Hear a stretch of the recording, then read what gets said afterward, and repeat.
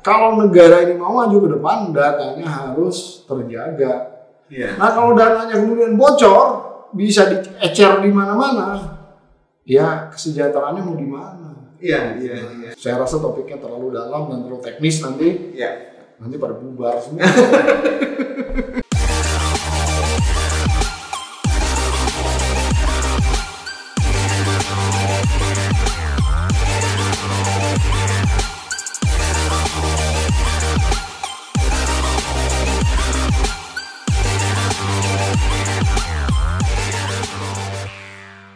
Oke, kembali lagi ke podcast Kedai Pena, PHD Corner bersama abang kita, teman kita Bang Pupi Hidayatullah. Untuk sesi kedua kali ini kita akan membahas sesuatu yang lebih spesifik, yaitu soal kebocoran data pribadi yang kerap terjadi melanda warga Indonesia menjadi korban. Ada beberapa, terakhir BPJS Ketenagakerjaan ya Bang ya, BPJS Kesehatan Bang, bocor Bang. Hampir 279 juta data yang bocor. Data pribadi, ya. Sebelumnya Bukalapak juga kena, Bang. Iya. Tokopedia. Jauh sebelumnya itu ada KPU kita juga. Nah, ini sudah berulang kali terjadi. Urgensinya menurut Abang gimana sih? Ya jelas ya, yang namanya data pribadi itu adalah data yang diproteksi secara konstitusi atau undang-undang dasar.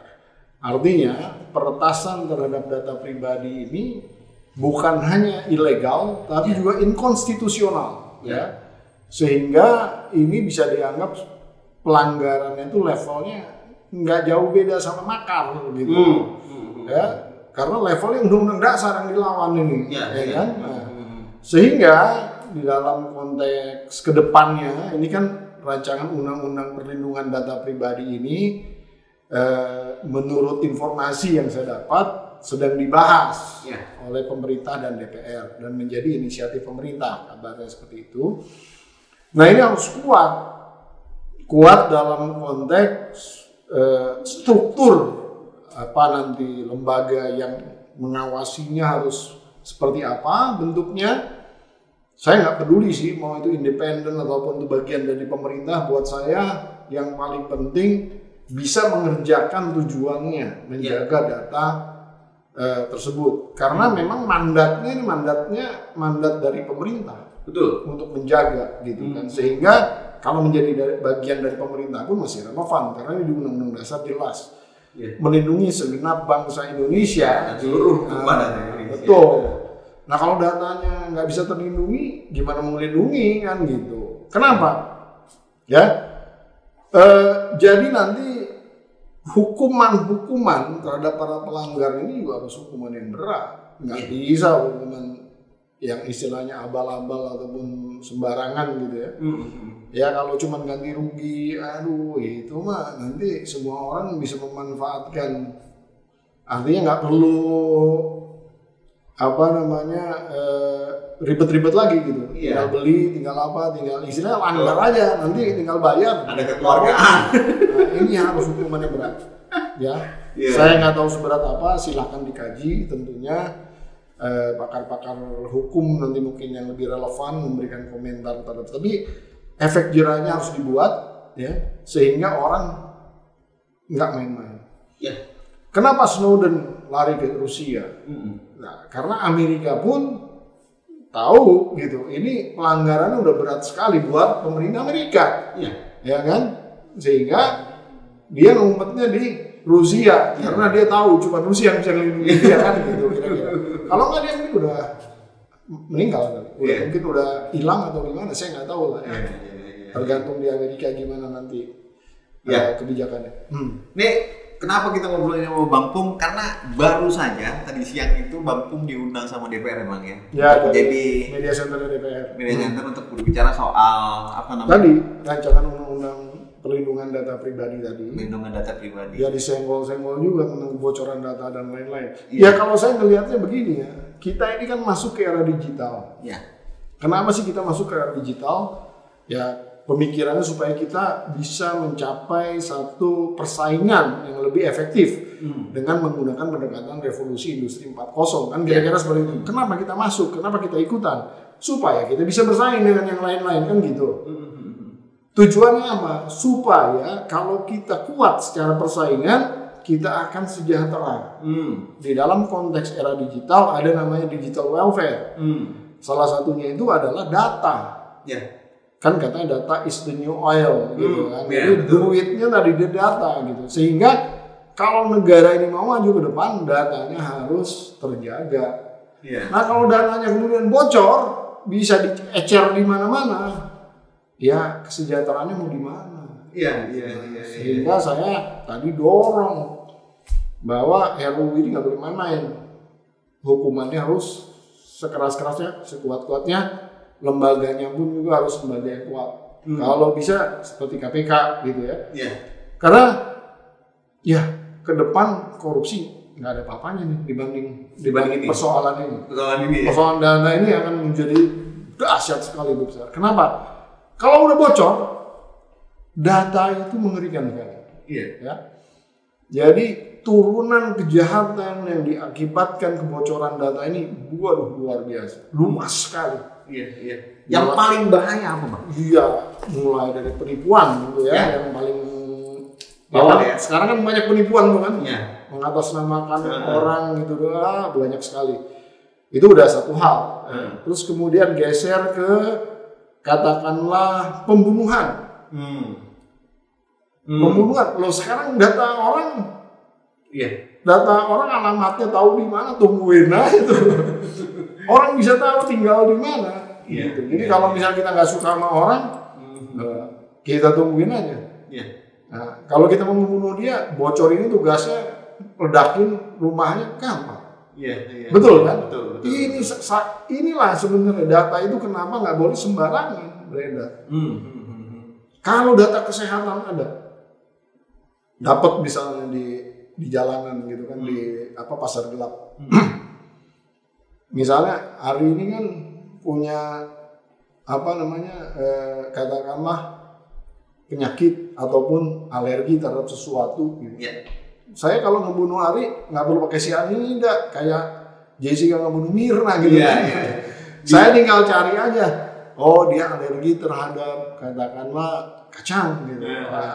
Kita gerus aja kacang sebanyak-banyaknya. Berarti bisa menjadi bagian dari operasi intelijen lah ya? Iya, pokoknya istilahnya di tangan orang-orang yang tidak bertanggung jawab, kejahatan itu maha dahsyat, maha luas.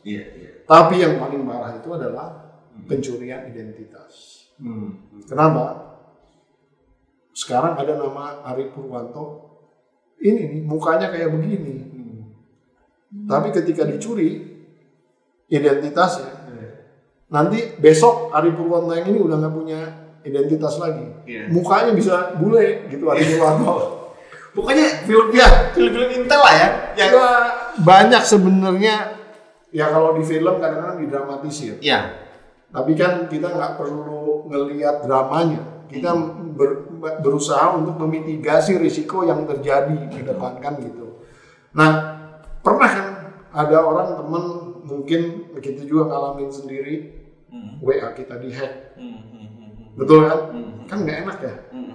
Tiba-tiba WA kita dipakai untuk minta-minta duit ke orang, itu aja udah nggak enak. Kita minta-minta maaf, akhirnya ke semua orang. Sosmed kita dihack juga, postingan yang ngeri-ngeri atau aneh-aneh gitu kan nggak enak juga. Itu baru hal yang sepele. Nah sekarang kalau identitas kita yang dihack, dipakai orang lain, membuat nomor rekening lain, minjem duit, pakai identitas kita, merugikan ya. Waduh, ini luar biasa dahsyat gitu. Jadi rentenannya itu tidak terbatas gitu. Jadi unlimited gitu. Sehingga memang dampaknya harus ditahan. Kalau enggak, ya kalau 1-2 orang yang mengalami persoalan ini nggak ada masalah. Tapi kalau kemudian ratusan juta orang, jangan ratusan juta, jutaan orang nih, pusing. Misalnya ada 1 juta orang atau 2 juta orang tidak bisa memilih pada saat pemilu, apa nggak ribet nih? Kira-kira begitu aja deh. Nah ini yang menurut saya harus dijadikan basis pemikiran oleh teman-teman di DPR maupun di pemerintah di dalam konteks mendesain yang namanya undang-undang perlindungan data pribadi. Ini nggak boleh main-main gitu ya.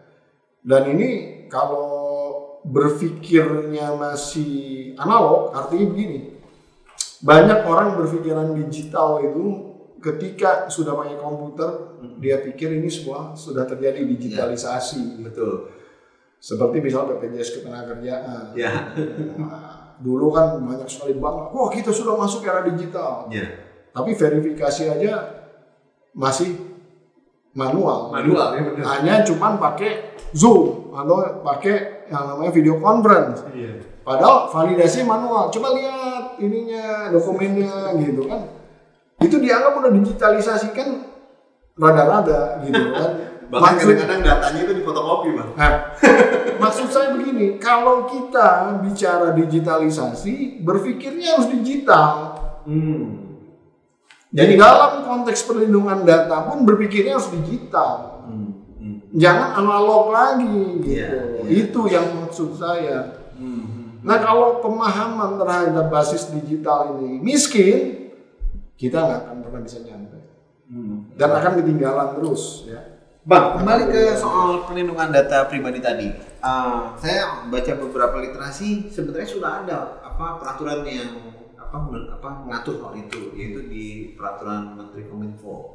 Nah, seberapa urgensinya menurut Abang ketika sebuah permen ini harus naik menjadi sebuah undang-undang? Apakah harus mengikat sehingga kemudian memiliki dampak pidana yang mengikat atau seperti apa? Ya. Pertama, korelasi permen ini mengacu ke undang-undang ITE. Nah, undang-undang ITE itu lebih kepada basis transaksi elektroniknya. Meskipun sekarang dipakai untuk ya artinya ya sekarang tentang hoax, tentang ya istilahnya perbuatan tidak menyenangkan diakibatkan sosmed dan lain-lain itu di situ gitu ya. Itu kan lebih ke arah isu-isu yang berkembang karena terjadinya transaksi elektronik, tetapi tidak di dalam konteks core datanya itu sendiri, gitu loh. Core datanya ini justru yang harus menjadi objeknya sekarang, dan saya melihat ini belum ada basis perlindungan. Artinya begini, sekarang ini kan kita cari bukti deh, secara hukum. Bisa nggak sih bukti digital itu secara hukum dijadikan referensi, misalnya? Nah, ini baru belakangan banyak jurisprudensi ke arah sana. Tapi kan di dalam konteks data itu, misalnya begini, persoalan data itu kan ketika itu menjadi data digital ini kan mudah di-copy di mana-mana. Betul. Nah, referensi data yang legal, referensi data yang istilahnya menjadi basis hukum ini yang mana? Ini harus jelas, ajak gitu loh.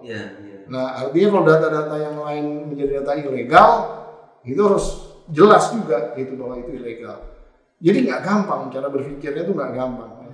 Ini memang harus pemahamannya baik di DPR maupun di pemerintahan harus tajam, harus tajam. Sekarang misalnya begini deh, sekarang ini masih relevan nggak sih NIK itu? Nomor induk kependudukan. Apakah single identity number itu menjadi penting? Wah, udah bocor di mana-mana. Udah nggak aman lagi, udah bocor. Kan ada NIK-nya yang 279 juta itu ada NIK-nya. Betul. Udah bocor di mana-mana. Betul. Nah, artinya NIK itu bisa dijadiin suatu referensi yang legal lagi. Menurut saya udah nggak bisa. Sehingga harus ada formulasi baru di dalam konteks perlindungan data pribadi. Data pribadi itu. Kita punya nggak sih, Bang? Nggak perlu pakai nomor lagi sebenarnya. Pakai sidik jari atau pakai apa? Enggak. Nanti ceritanya. Ada khusus kita diskusi ke arah sana. Tapi intinya begini. Sekarang kalau misalnya kita mau melaksanakan mandat daripada Undang-Undang Dasar melindungi segenap bangsa Indonesia, segenap loh. Segenap itu berarti lengkap ya. Saya mau nanya, gelandangan itu ataupun orang-orang di jalan itu punya NIK-nya. Gimana mau melindunginya kalau cuma basisnya NIK? Akhirnya nggak bisa terlindungi. Nah, harus ada cara melindungi mereka juga sehingga menjadi genap bangsa Indonesia. Kan orang miskin dan orang terlantar karena dipelihara oleh negara. betul. Ya. Tapi pada lo kasar lo gitu. Nah, jadi kalau kita mau secara totalitas berpikirnya secara digital ini memungkinkan kan. Memungkinkan kita bisa melindungi sampai ke level sedetail itu. Nah, tapi saya rasa topiknya terlalu dalam dan terlalu teknis nanti. Ya. Nanti pada bubar semua. Dan bagi yang penasaran, kita bisa nonton yang sesi berikutnya kan. Ya, siap. Kalau begitu, Bang, apa namanya? Tadi kita udah jelaskan ya Bang ya, bagaimana kemudian data itu menjadi sesuatu yang penting gitu ya.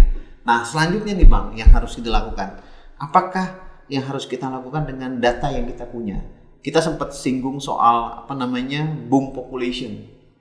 Dengan boom population berarti juga data kita semakin besar, semakin banyak.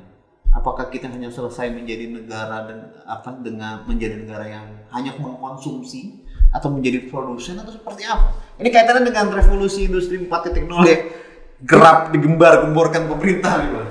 Itu yang saya bilang tadi, kalau kemudian teknologinya tidak dikuasai, nilai tambahnya kita nggak akan dapat. Ya.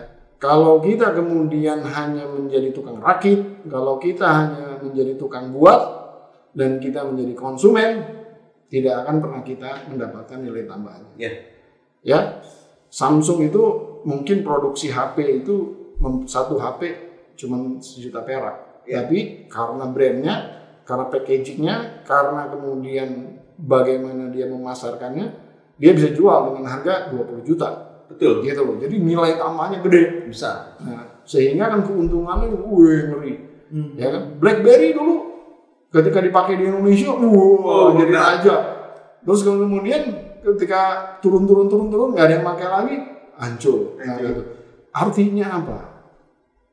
Bangsa Indonesia ini bisa membuat sesuatu menjadi dahsyat. Gitu. Pasarnya. Ini Toyota nih, kalau boleh cerita nih, penjualan Toyota itu paling tinggi kan di Indonesia. Iya betul. Nah, saya rasa Toyota berpikir kalau kita bilang cabut dari Indonesia itu berpikir nggak akan mungkin, mustahil, karena dia udah menikmati pasar. Ya. Dan itu juga berpengaruh terhadap kemandirian kita ya, misalkan soal Mopnas gitu ya. Nah, karena mereka sudah sudah nyaman di Indonesia gitu, maka kemudian mereka berupaya untuk agar nggak jadi itu Mopnas. Ya, kenapa kita selalu gagal membuat Mopnas itu? Karena kita cuma ngerakit kan. Kita nggak pernah punya kemampuan menciptakan mesin sendiri. Jangankan mesin sendiri deh. Dari dulu sampai sekarang kita nggak pernah buat karburator sendiri. Karburatornya aja dulu lah. Sekarang kan udah injection ya, lebih canggih lagi. Gitu. Jangan karburator tuh gampang. Ya gampang susah lah. Tapi nggak pernah buat. Mesin sendiri nggak pernah buat. Jadi kita cuma bisa dibuat bodinya. Yang cemen-cemen lah. Justru yang nilai tambahnya kan sebenarnya kan itunya, powertrainnya atau yang namanya mesin itu. Itu nggak pernah bisa. Itu sebenarnya. Berarti bonus demografi yang digembar-gemborkan itu hanya utopis. Ya enggak, kalau bonus demografi itu bisa menjadi bonus, bisa menjadi satu persoalan tersendiri. Ya. Bonus itu kalau kemudian kaum generasi yang produktif itu kan lebih banyak daripada orang tua ataupun orang yang masih istilahnya kecil-kecil ya, masih muda-muda, masih anak-anak gitu kan. Nah, pada saat usia produktif ini, kalau kemudian mereka menguasai teknologi, kalau kemudian mereka itu menguasai mendapatkan pekerjaan yang layak, kemudian bisnisnya bagus, ini akan menjadi satu kekuatan yang maha dahsyat gitu. Tapi kalau kemudian mereka istilahnya hanya menjadi konsumen, kemudian mereka tidak punya pekerjaan yang tetap, kemudian ya istilah menjadi orang-orang yang tergantung kepada emak bapaknya, ya percuma juga gitu loh. Ini yang harus diciptakan gitu loh sebenarnya. Jadi nggak bisa dengan cuman jargon-jargon, nggak bisa cuman dengan satu istilahnya ya gebrakan-gebrakan yang nggak jelas gitu dari nggak hanya dengan cara nggak jelas sih gimana nih Bang nih? Misalkan contoh rezim sekarang kan ya. Nggak jelas sih di mana nih Bang?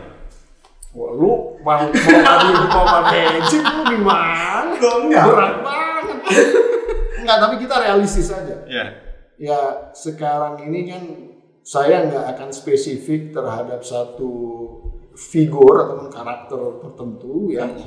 ya banyak gitu calon-calon pemimpin atau pemimpin kita itu ya basis pemikiran tuh yang penting populer, yang penting ngetop, yang penting banyak yang milih, kan gitu. Yang penting populis lah. Jadi electoral base program itu salah sebenarnya. Di dalam membuat atau membangun satu kenegaraan yang istilahnya berorientasi kepada kesejahteraan rakyat, kadang-kadang memang ya harus dibuat suatu pendekatan-pendekatan yang mungkin tidak populer, tapi kemudian bisa mendorong terjadinya yang namanya pertumbuhan ekonomi dan pembangunan yang real gitu ya. Karena kan pada akhirnya ya kalau cuma mengandalkan investasi asing, kalau menggunakan teknologi asing yang masuk, menurut saya ya kita akan gini-gini aja. Kita akan gini. Berarti kuncinya ada di pemimpin, Bang. Ya jelas. Ya? Jelas. Yang bertanggung jawab di dalam konteks bagaimana suatu negara ini berjalan ya para pemimpinnya. Saya nggak bisa satu orang dua orang. Ini adalah suatu komitmen kenegaraan ya. Betul. Jadi memang perlu sekali tokoh-tokoh baru yang negarawan, saya pikir ya. Tokoh-tokoh baru, Bang ya. Ini artinya tokoh-tokoh yang menjadi negarawan gitu. Jangan cuma berpikiran elektoral, jangan memberikan popularitas gitu kira-kira. Kalau kita bicara soal pemimpin-pemimpin baru di negara kita sudah clear soal demokrasi yang diatur dalam undang-undang pemilu dan yang lain-lain. Tapi ada ganjalan. Ini nggak ada hubungan sama data nih. Ini nggak ada hubungan sama data nih. Oke. Berarti nanti teman-teman kita lanjut. Topiknya nanti kalau itu. Kalau ketemu sama Bang Pung tuh kayaknya ngomongnya soal kenegaraan, ya kan, soal sesuatu yang membangun gitu kan. Ya. Jadi kita bersemangat untuk bicara banyak hal gitu. Iya, lu mau ngaduin gua sama pemerintah. Oke Bang, kalau begitu mungkin saya rasa sudah cukup jelas banyak kan penjelasan dari Abang soal data pribadi yang tadi Abang bilang. Mudah-mudahan pemerintah atau DPR bersama dengan DPR bisa menyelesaikan secepatnya dengan lebih komprehensif agar kemudian undang-undang data pribadi ini bisa yang tadi Abang bilang melindungi segenap tumpah darah Indonesia, melindungi segenap bangsa Indonesia dan tumpah bangsa Indonesia. Nah, Bang, terakhir Bang, Abang boleh closing statement soal perlindungan data pribadi itu? Iya, data itu harus difikirkan dari mulai data itu diciptakan dan kemudian diproses masuk ke sistem dan kemudian dijaga di dalam sistem. Kira-kira itu. Nah, kalau dari basis data itu dibuat sudah terjadi kerancuan, hampir dibilang nanti di ujung di sistem itu udah akan jadi permasalahan tertentu gitu ya. Artinya apa? Ya proses yang terjadi sepanjang data ini diproses sampai ke dalam disimpan di dalam suatu sistem itu ya harus ditata secara baik tentunya dan harus agak ketat gitu ya. Ya itu yang diharapkan. Nah, ini tentu tidak hanya di dalam konteks pengawasan secara kelembagaan, tapi perlu diciptakan ataupun disosialisasikan satu budaya di mana kita harus menghormati data itu. Ya, kalau istilahnya banyak orang masih mempunyai budaya yang menggampangkan itu yang namanya data atau menyepelekan itu yang data, ya pada akhirnya kita tidak akan pernah mendapatkan data yang baik di kemudian hari. Nah, budaya ini harus diperbaiki, sistemnya harus diperketat, ya, dan tentu mulai dari SOP-nya, standar operating prosedurnya, sampai kemudian ke level tatanan pembangunan infrastruktur yang saya bilangnya infrastruktur teknologi yang bisa menjaga data itu. Nah itu sebenarnya harus didesain selengkap itu. Mudah-mudahan pemerintah dan DPR bisa mendesainnya dengan benar. Akhir kata, terima kasih kepada Sobat Kedai Pena yang sudah dari tadi mantengin podcast kita dari sesi pertama dan sesi kedua. Kita akan bertemu di minggu depan, Bang. Kita buat setiap minggu PHD Corner-nya, semoga bisa membahas sesuatu yang lebih menarik kemudian waktu, lebih bermanfaat untuk masyarakat umum. Wabillahi taufiq wal hidayah. Wassalamualaikum warahmatullahi wabarakatuh. Salam merdeka. Merdeka.